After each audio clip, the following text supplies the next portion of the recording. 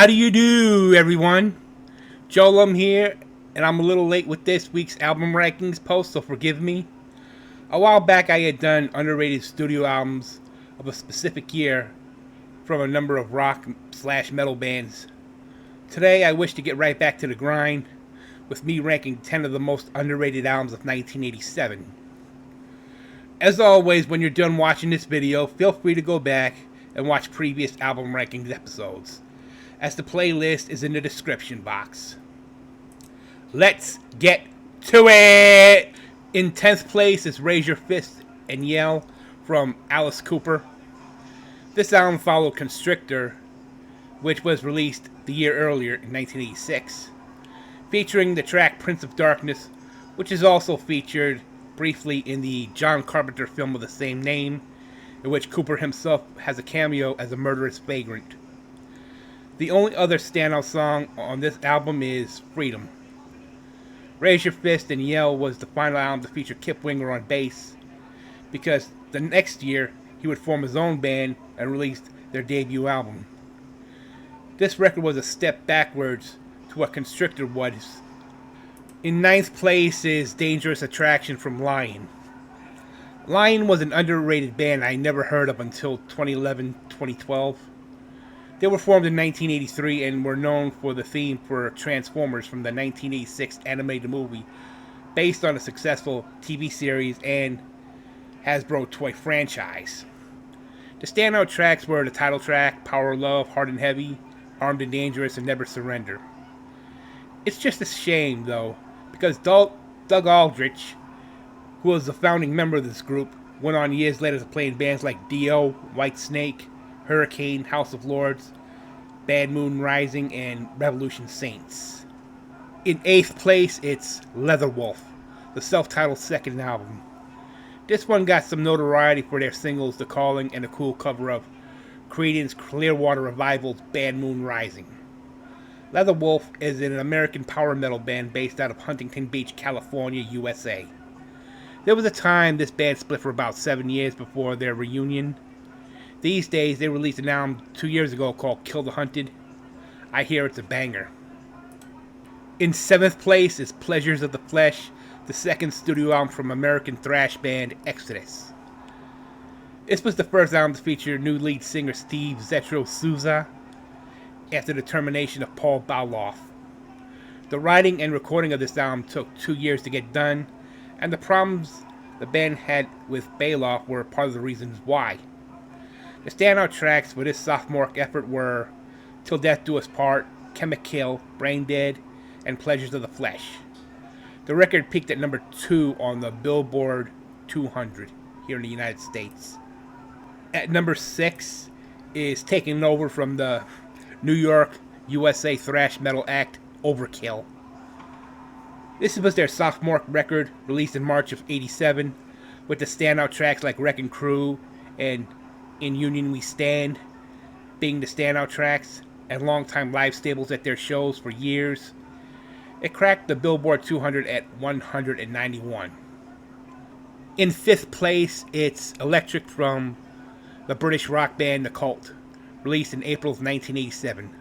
This record peaked at number 4 in their home country of the UK, spending a total of 27 weeks on the chart, which was probably his most successful record run of any Cult album.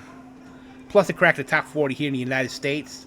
The standout tracks on this one include the hits Love Removal Machine and Little Devil, plus a terrible cover of Steppenwolf's Born to Be Wild. That's according to Rolling Stone. Next. In 4th place is The Legacy, the debut record from the band Testament. Prior to this recording of the record, Testament were known as Legacy, and Steve Souza was their frontman until he left to join Exodus and was replaced by Chuck Billy. The standout tracks on this record include Over the Wall, First Strike is Deadly, The Haunting, and Alone in the Dark. The album was also included on Frank's Favorite Records of 1987 on Metal Injection. In 2008, Decibel inducted the album into their Hall of Fame. They later ranked the album as Testament's third best. In 2015, VH1 listed the album as one of the greatest thrash debuts. Loudwire gave the album numerous accolades. In 2013, they called it the 13th best debut metal album of all time. In 2015, they ranked the album number 3 on their top 10 list of thrash albums not released by the Big Four. In 2016, they ranked the album as Testament's best. In 2017, they listed the album as the 11th best thrash metal album of all time. And in 2020, they include the album on their list of the best debut thrash albums of all time. Next, in third place is Rock and Roll from Motorhead. Much like Orgasmatron the year earlier, Rock and Roll was another commercial failure for Motorhead. Despite that, the only standout track on this one was Eat the Rich.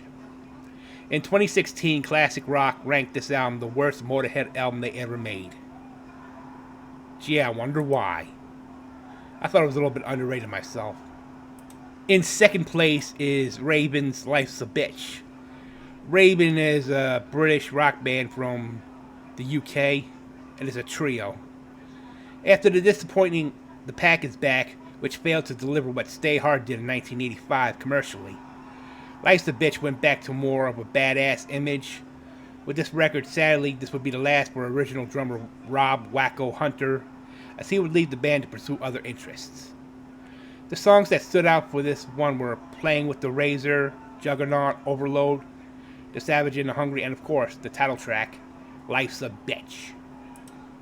And in first place is Anthrax's Among the Living. This one was produced by Eddie Kramer, who helmed Kiss's Love Gun back a decade earlier. Anthrax themselves described this record as their major breakthrough and was critically acclaimed. Among the Living reached number 62 on the Billboard 200, while it made the top 20 in the UK. It earned Anthrax a gold record. The standout tracks include I Am the Law, Indians, and Caught in a Mosh. This had to be one of the most underrated albums of 1987, in my opinion. Here is a quick recap of the underrated records I ranked. Now, keep in mind, this list of rock and metal albums that were underrated, in my opinion, from the year 1987, was handpicked and ranked by me. I'm pretty certain I'll get different opinions in the comments, but that's alright. I'm open to criticism. Anyway, this has been Album Rankings. My regularly scheduled Album Rankings episode will be up this Sunday. No.